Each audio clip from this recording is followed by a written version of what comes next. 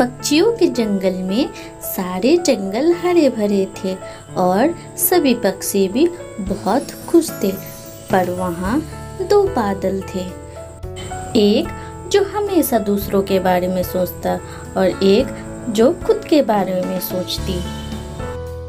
कुछ दिन बीतता जाता है, बिना बारिश के सारे जंगल धीरे धीरे सूखने लगते हैं और सभी पक्षी परेशान हो जाते हैं। और यहाँ टूनी भी बड़े परेशान होकर कहती है, अरे बाप रे, इस गर्मी से तो सारे पक्षी मर जाएंगे और तो सारे जंगल भी सूख चुके हैं धीरे धीरे।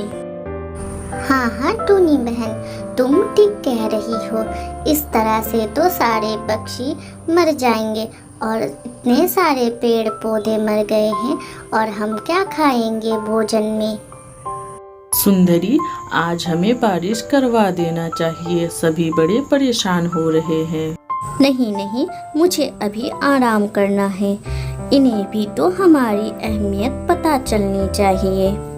कुछ दिन और रहने दीजिए, आप परेशान ना हो।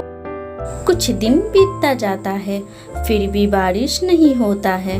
एक एक करके सारे पक्षी धीरे धीरे मरने लगते हैं और टूनी भी बड़े परेशान होकर कहती है, अच्छे बादल, आप हम पर दया करें। सभी पेड़ पौधे पक्षियाँ मर रहे हैं, अभी बरसात करवा दीजिए। सुंदरी, आज हमें तो बरसात करवा देना चाहिए, सभी बड़े परेशान हो रखे हैं। नहीं, आज मेरा बरसने का मन नहीं है। अगर आप बरसना चाहते हैं तो बरस सकते हैं। ये तुम क्या कह रही हो सुंदरी? मैं सिर्फ अकेले नहीं बरस सकता। अगर मैं अकेले बरसूंगा तो सिर्फ एक तरफ ही बारिश होगी। अगर हम साथ में बरसेंगे तो पूरी जंगल में बारिश होगी। इसी तरह सुंदरी बादल मना करते जाती। अरे, जंगल में तो सिर्फ एक ही पौधा बचा है। अगर ये भी मर गया तो सारे पक्षी गर्मी से मर जाएंगे। एक काम करती हूँ, पानी लेकर आती हूँ। टूनी फिर दूसरे गांव उस पेड़ के लिए पानी लेने जाती है। टूनी अपने चोंच से पानी भरकर उस पेड़ के लिए लेकर जाती है।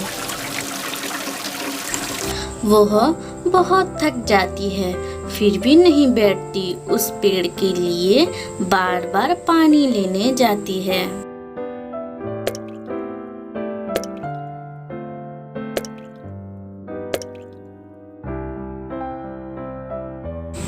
टूनी उस पेड़ को पानी देकर लौटी रही थी, वह बहुत थक कर बैठ जाती। अरे बाप रे, इतना गर्मी, मैं तो पूरा थक गई हूँ। नहीं, मैं आराम नहीं कर सकती, उस पेड़ को पानी देना है। टूनी, तुम ये सब मत करो, कुछ फायदा नहीं है। भला तुम्हारे छोटी सी चोंच के पानी से उस बड़े से पेड़ को क्या ही होगा। जानती हूँ बुलबुली, पर हमें कोशिश तो करनी चाहिए और हमें कभी भी हार नहीं माननी चाहिए। इसी वजह से मैं उस पेड़ को बचाने की कोशिश कर रही हूँ। चलती हूँ। टूनी अपने चोंच में जैसे पानी भरकर लाती है, वह गर्मी के कारण बेहोश होकर नीचे गिर जाती है और यह सब वह पेड़ देख लेता है। तुम्हारे समय से ना बरसने से ना जाने कितने पेड़ पौधे और पक्षियाँ मर गए हैं। इसीलिए मैं प्रकृति तुम लोगों को श्राप देता हूँ। तुम एक बादल होकर भी जीवन में कभी नहीं बरसोगे। नहीं प्रकृति देवता, आप हमें ऐसा श्राप ना दें, आप हमें क्षमा कर दे प्रभु। हाँ प्रकृति देवता, हमें क्षमा कर दे। अब से हम समय पर बरसेंगे। बादल अपनी गलतियों की माफी मांग ही रही होती है, तभी टूनी को होश आ जाता है और कहती है, देवता, आप शांत हो। अगर हमें समय से सब कुछ मिल जाता है तो उसकी मूल्य शायद हमें पता नहीं चलती।